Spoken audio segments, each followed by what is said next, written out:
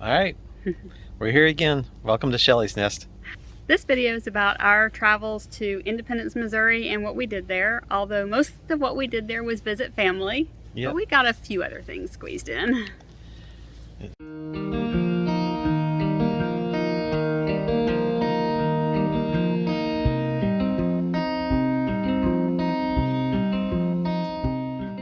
Going to Independence was a spur of the moment kind of thing. That's the great thing about living the RV lifestyle.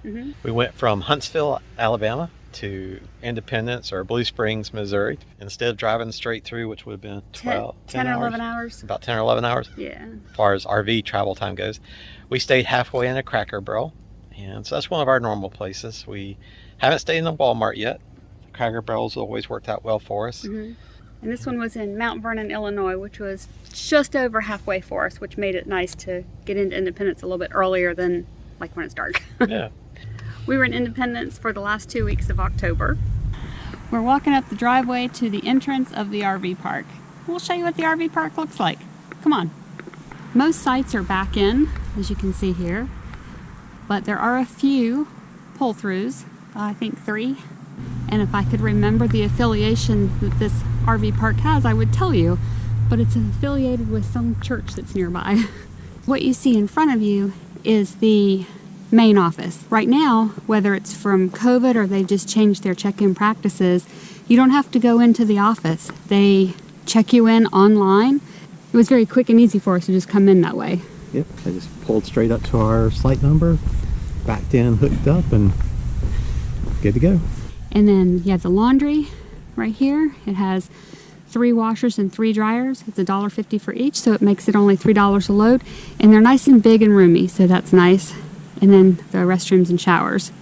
I didn't go in there, so I can't tell you what they look like. There aren't really any trails in this campground. It's mostly kind of a parking lot for a campground. It's nice. I don't know if you can tell right now, it's mostly shady on all these spots. And this is 4 o'clock in the afternoon, so it's got a lot of nice shade. But we're very close to downtown Independence, and we're able to walk around downtown and see a lot of sites nearby. Of course, with our walking schedule, we hit everything while it was closed. There's a railroad museum that would have been interesting, but we got to walk around outside. There's an old jail that we saw. We got to see the horses for the covered wagon tours. We didn't take a tour. This trip was mostly for visiting family, so we didn't really do a lot of touristy things. And then you can see it just goes all the way down. There's somewhere around 30 or so sites, I think. And then they also offer storage. Right, and this is our site. This is site 21. We are on a fairly level concrete pad. Each site does get a picnic table. They don't allow fires here, so we can't do that. And then our tow dolly in the back, we were able to just kind of push it up under the back end of the RV. So this is the second time that we've stayed here, and this time we noticed there's these cinder blocks over by the water. Apparently people must have been backing into the water and electric. We didn't hit it this time or last time, but you can see the water and the electric and the sewer is just all right together. You see DeWitt's new fancy way to hold the sewer hose. He's got plastic rain gutters there instead of using the, I don't know what it's called, the RV sewer hose expander thing. Campus RV Park does not have a dedicated dog run, but there is a large grassy field. People walk their dogs up here, and they also just walk them along the sidewalk. You hear that train?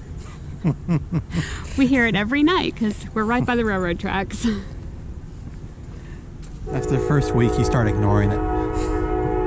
Yes. So as we stated earlier, our trip to Independence was to visit family. So I was at my sister's house while she was getting ready for us to go out for a sister's evening out. And I heard this odd noise. And I'm like, what in the world is going on? And it's like thud, thud, thud. And I could not figure it out.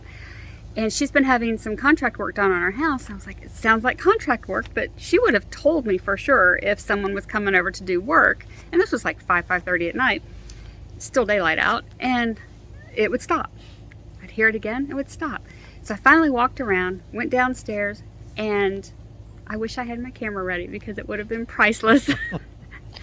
But just as I came around the corner to the windows, I saw 2 wild turkeys pecking at the windows. I scared them as much as they scared me. Got a quick picture and then I saw where they went, so I ran outside her house real quick and got the short video of them walking away. And man, they were running away like they had got their hand caught in a cookie jar or something, I don't know. But that was just odd. I'd never seen wild turkeys peck on a window. Waterfall Park was definitely the reason we went to go walk around the park. Yeah. And so we started walking down where the waterfalls are, and what did we see? Nothing. We saw all the rocks and where the waterfalls would have been.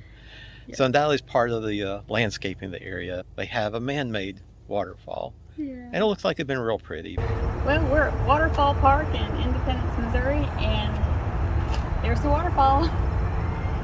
We found out that they close it when the weather gets cold. Who knew? Though we did not see the waterfall, we did get to see ducks. So we enjoy watching the ducks swimming in the water. Yeah. It was funny. The kids saw a log or something float, and they're like, oh, alligators, alligator. We had some free time. Normally we just walk around trails and such. This time we decided to multitask and check out geocaching. So we never geocached before, so installing the app, we found a couple caches along some nice paved trails. We're going geocaching for the first time. Come on, you want to come with us? Let's go. There it is, we passed it. Oh, we passed it. Gotta turn around.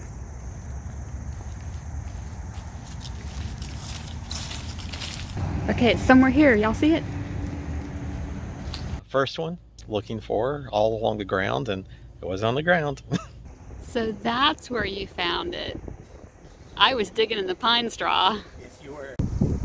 What does it say? Official geocache. Nothing on it.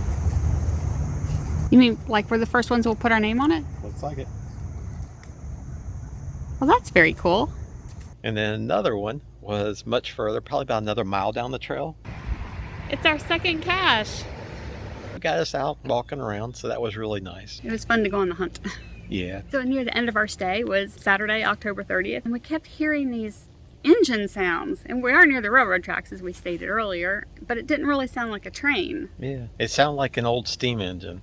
So looked out the back of the window, and sure enough, there was a steam tractor back in the back. And Debbie looked on the phone and saw that there was a parade. So we lickety-split got bundled up because it was chilly and went out and watched the parade.